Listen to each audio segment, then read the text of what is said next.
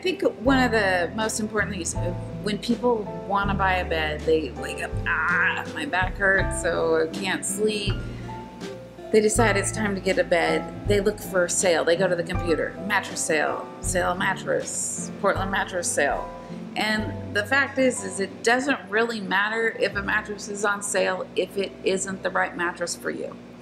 Usually the mattress that's on sale isn't really the one that everyone's going to want. That's why it's on sale, so that we can get you in, so we can try to get you onto other beds. Unless it's a complete collection, then it's good. But you need to find the right bed for you.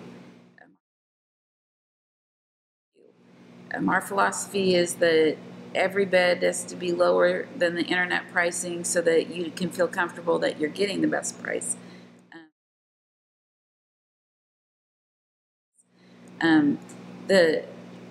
When you go in, I always try to tell people, do not look at the price tags. And that's with me. I'm not saying with anybody. Don't look at the price tags, because by the time we're done, you're going to have a lower price bed, a medium price bed, and a high price bed that you're going to like. And I try to do that so that you can decide, is this bed worth the comfort, worth $3,000? Yes or no? If it's not, then you go down to the other one that you like. Is it worth this amount of money? Yes or no? But you like all three of those beds. So if you go with the least expensive bed, you're still getting a bed that you wanted. You're not sacrificing. You're not having to settle. You wanted all three of those beds. So if it's the least expensive one you picked, you still picked a bed you wanted.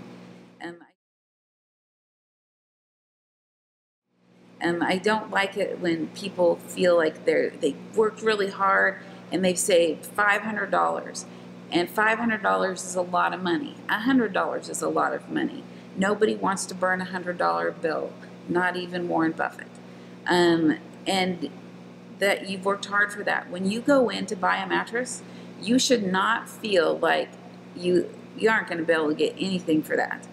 You should feel like you're going to get the best bed that you can for the money you have. Sometimes someone will want a bed, and I might suggest, okay, you want that bed, so all right, you want a good bed. Maybe we aren't going to do box springs, so do you have plywood? They'll go, what? Do you have plywood? Well, yeah, we have plywood. Okay, put plywood on your box springs. We're going to scratch box springs, so let's find a little bit better mattress for the money you've got. And they're like, what? Well, it's one way that we can save you money so you can get a little bit better mattress. But by the time you leave, you're going to feel comfortable with the mattress that you're getting. You're going to be happy, and you're going to know you got a great mattress. That sounds kind of weird that I would suggest that, but you need to get a great mattress, and you need to be proud of what you get for the money that you have. My first mattress was, when I got into this, was I had bought it 2 months before, and it was a used one from a competitor. And I had that 3 years into it because I couldn't afford a mattress. So any mattress that you can get a great night's sleep that helps you be productive and be happy and enjoy your family, that's the best. That's a great mattress. It doesn't matter how much you spend. And we get people that come in and they'll do a comfort test, and everyone will say, I don't want a conventional coil mattress. And I won't tell them what type of coils are in there. I won't tell them anything about the mattress, but I'll keep testing them. And in the parking lot that we were selling beds in, this lady spent almost an hour and a half, and she landed on the least expensive mattress I had. And that was the mattress that was best for her. She had been miserable for 10 years. And when I called her a few days later, she said if she would have known this would help her family and her marriage, she would have gone and got a mattress many years before.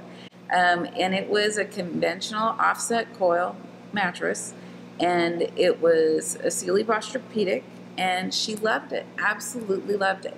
And she thought she'd want a memory foam or a pocketed coil, but she did not want the offset coil. Absolutely did not. When she left, she knew she did have it, but it took her a long time to pick it.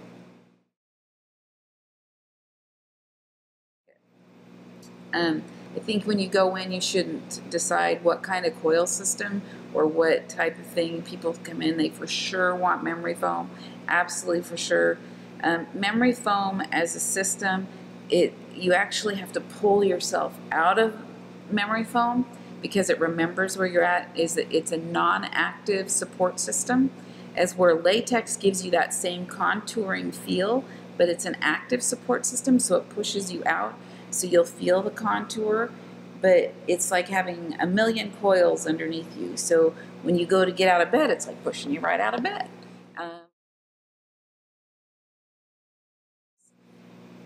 If you were to ask me to explain the mattress industry to you, I would tell you there's basically 5 support systems, and that's how you should look at it. And there's foam, then there's coils, there's pocketed coils, then there is hybrids, and then there's latex. Those are how the system. That's also how the prices flow. So your imported memory foam and your just polyurethane foams are the least expensive, and then you're going to step up to your starting coil systems, and that will be a Bonnell type, and then you'll go to your offset coil, and then you'll go to a pocketed coil, and what they put on top will change the price, but this is just kind of a gauge. If they put latex or memory foam on top, it will increase the price and the value, but you don't want to get too much of anything that's man-made or synthetic on top of it, because it will break down fast. And then from your coils, you'll go to a hybrid, and a hybrid can be made of a high density foam or a coil, and then they put latex or memory foam on top of that. And then the best of all is latex. And if you get an all latex mattress that is not blended, it's all latex, it can last you up to 20 years, sometimes 30, but 20 for sure. You don't want it blended. And they can do different, by using different densities or the way that it's cut, they can change the feel. And it was made after World War I, and I can't remember why they made it right now, but they introduced it right after World War I. It is a renewable resource. If it's made from a rubber tree, and it's the sap. So is it renewable or it's eco-friendly? What is it? Okay, it's eco-friendly and renewable resource because it's just actually the sap from a rubber tree. So they take the sap from the rubber tree and they make rubber. And some people have latex allergies. Latex is a contact allergy, and you never come in contact with the latex. And they also wash and rewash all the proteins off of it. So there's not any known cases of somebody having a problem with the latex bed. If you look at how it's rated, if somebody goes, oh, it's not rated really well, and I said, you click on that little rating and see why it's not rated very well. Well, the reason it's not rated very well is, one is because it's heavy. Well, you don't flip mattresses anymore, so it doesn't matter that it's heavy. And the other one is because you can't find it anywhere. Well, people don't want to sell it because it's expensive, and it's expensive because it's natural, and also because, well, it doesn't come back and we can't sell you a new bed really soon. So it lasts a long time, it stays in your home, and it's a great product. I really believe in latex because I've never had a problem with latex. If there is a warranty issue, it's because there's an air bubble in it, and it happens once in a very great while. They do a lot of things to prevent it from happening when they pour it. Then, like I said, then you come back down to a hybrid, and that's your, you can either do it with a dense foam or coils, and then they put on top of that either memory foam or latex. Your latexes are going to be more expensive, and then you come down to your offset coils, and then they put different types of foams and on top of that. Then they go to your traditional Bonnell, and then just your polyurethane. Some of them are imported or just polyurethane foam, and that's how you should price your beds, and that's how you should expect. That's how you should expect to pay. There's other different features that they can do, but that's how mattress pricing goes. Now box springs. On the internet, I keep reading that you don't need them. That is not true. They're one of the first things to break down. Please do not listen to anybody that tells you you don't need a box spring. If you don't want a new box spring because you want to spend more money on mattress, tell me you're going to put a piece of plywood on your old ones, because you'll get body impressions in the exact same place that you had them before. So you need to make sure you have a firm support underneath your mattress. If you have an actual box spring or a semi-flex box that has a wire grid, it's going to have a different feel than if you have a solid foundation. So if you put your mattress on a different box spring than you try in a showroom, it will change the feel of your bed. If you put a mattress that's on a box spring and you put it on an adjustable base, it's gonna change the feel of your bed. If you put it on any change that you make will change the feel of bed. Even if you take it off of a Hollywood frame and put your box spring and mattress on the floor, it does change the feel of the bed. Any variation changes it, and a lot of times you should exercise all those before you get it home so that you don't feel that you're getting a different bed than you originally purchased. Okay, adjustable bases. We kind of think of them as hospital beds. They are not for old people anymore. Most of them have USB ports on the side. They have places to plug in your they have outlets on the side. Some of them have remotes that you actually can get the tablets that come with it, so you can do whatever you do with tablets. I'm not a techie type person. You can turn on your coffee in the kitchen. They are designed kind of as a lifestyle, because we lived in these huge houses, and we were living very huge for a while, and now a lot of people are downsizing now that we realize how much it costs to live so largely, and myself included. And so we're downsizing, and as we're downsizing, you can minimize your space and use less space with an adjustable base. You can work in bed, you can watch TV in bed, when I watch people watch TV now, they have their either a computer or a tablet, they're doing stuff here, or whatever this is called, and they're doing stuff here, they're watching TV, and they're talking to their kids, and they're talking on the phone. I don't know. But all that can be done right there in your bed. So adjustable bases are no longer for the elderly. Although I don't even know if there's an elderly group anymore, because people just keep getting younger the older I get. So,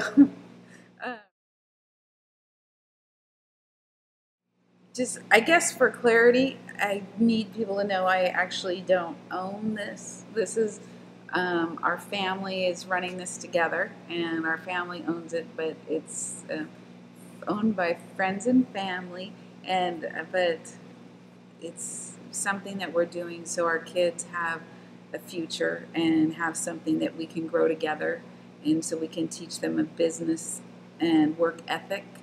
It's something I pride myself on, is making sure that they know how to work and know how to earn money, and strive more for themselves.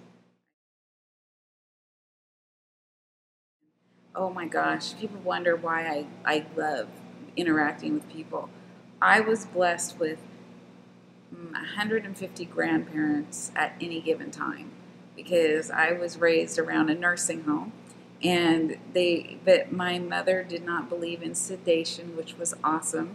So we got to have opinions every single day of what I needed to do with my life, and it was very fun to learn about on Halloween how trick or treat meant. The trick by some of them would to be taking the outhouse and moving it back 5 feet. So so that when people ran out to go to the bathroom, whoop, that would be the trick, I guess. The traditions of my family were every Christmas morning would be to go eat breakfast at Grandma's house and then spend the whole rest of the day up with our larger family of the residents, and that would be opening presents and dressing, and being Santa Claus. I have the best memories of all those people. I can remember so many of their faces vividly. And a lot of the people that used to work there still are in contact with me. I still remember when Kim Garfield wrote me up for being late to work, and because my mother told her that she needed to. It really hurt my feelings, but I can tell you, when my son was late to work and he lost his bonus, and he said, "But you drove me to work," and I told him that was his fault for relying on me. So he lost his bonus. But the person, yeah, he was very upset. But I learned from my mother.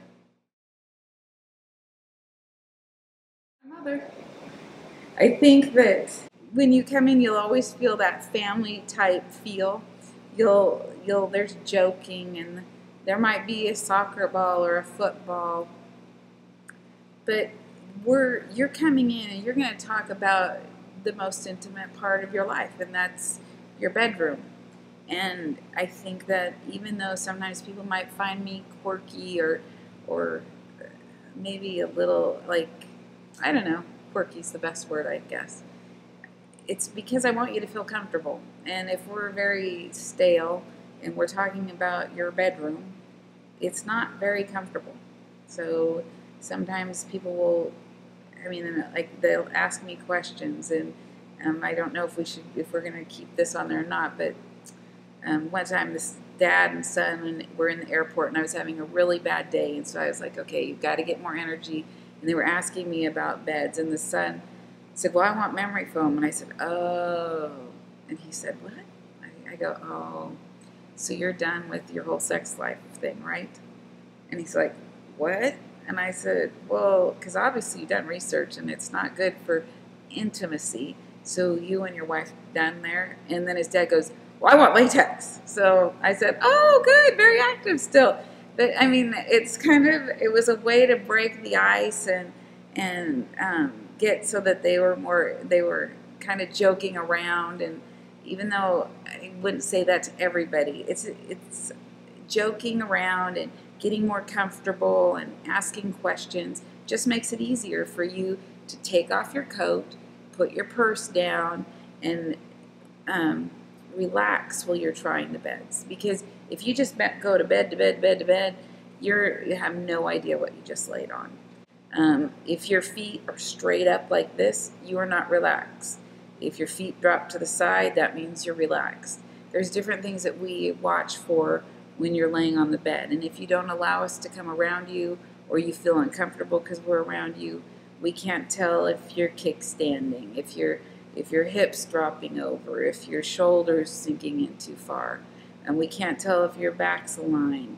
And there's all kinds of things that we know to watch for that you're not going to feel while you're laying in a showroom of a bunch of rectangles.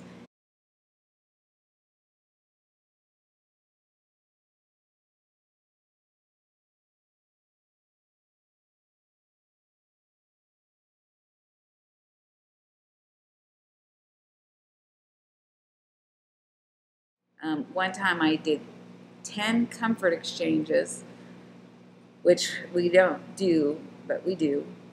Come to find out, it was because the lady had acid reflux, and all we needed to do was raise the end of her bed, and she really just loved the first bed we sold her, but she kept waking up, and it was because she had acid reflux. And there's different questions that we might ask that maybe we need to get you a box spring that's just tilted, because maybe an adjustable base isn't in your budget, but we can get you a box spring that's tilted. There's just different things that we have access to that we need to know why it is you're not sleeping, why it is you're waking up. Maybe you need the snore button. that's on an adjustable base for your spouse. There's just things that if you give us information, we can help you further. And letting us know the budget, sometimes people don't want to let us know. I don't really care because that's not the way I sell. Like I said, I give you low, medium, high, and I just only let you like 3 beds at a time until we find the right bed for you. And I think it's important that you remember the most important thing is support, comfort, and cost. And mainly the reason I say cost is because you can't sleep if you spent too much money.